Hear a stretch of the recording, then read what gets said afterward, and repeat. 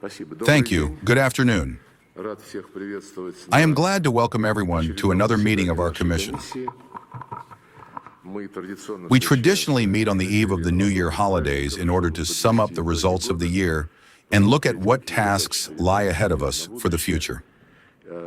I am glad to see new members of the Commission in this hall, whom we warmly welcome.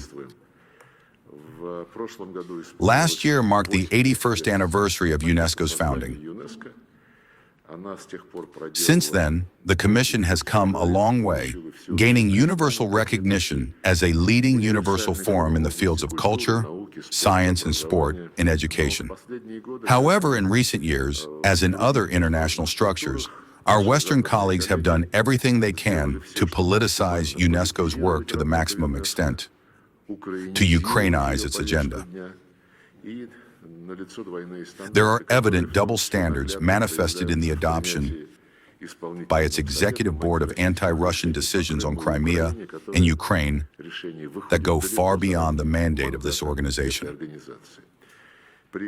Under the former Director-General representing France, the Secretariat of the organization openly served the interests of the Western minority, turned a blind eye to the policies of the Kiev regime directed against Russian education and culture, to the killings of our journalists, to the mass violation of the rights of Russians and Russian speakers in Ukraine, including their right to their native language and Orthodox faith, although these rights are guaranteed by the Charter of the United Nations.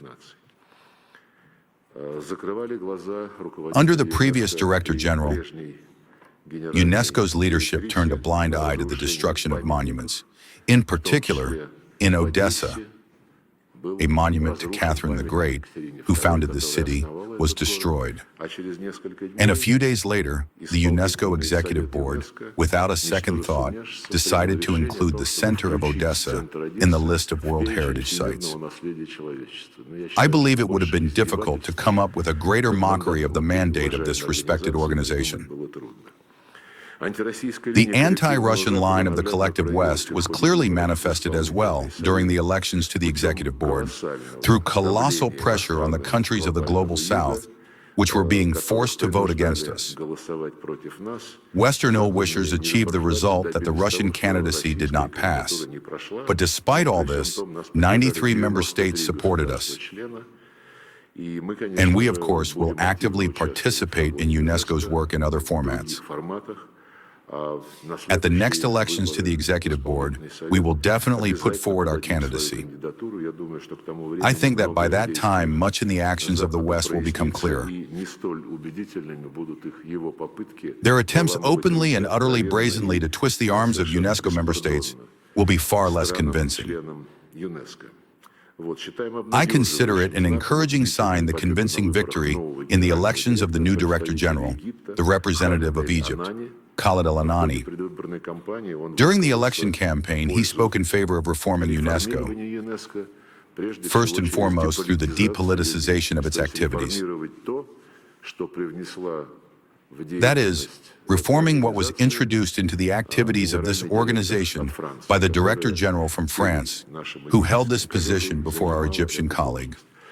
We welcome the new Director-General's attitude towards strengthening the role of member states in the governance of the organization and ensuring its financial transparency and accountability.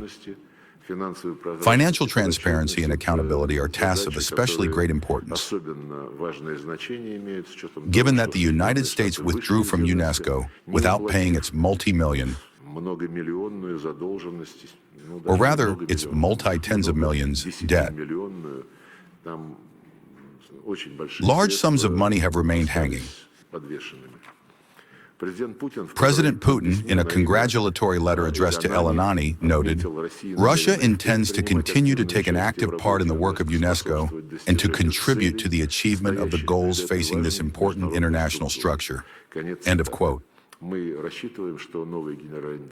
expect that the new Director-General, whom I also congratulated on your behalf, will make use of the credit of trust received from the states of the global majority, and without delay will begin correcting the numerous mistakes and underwater mines that his predecessor laid.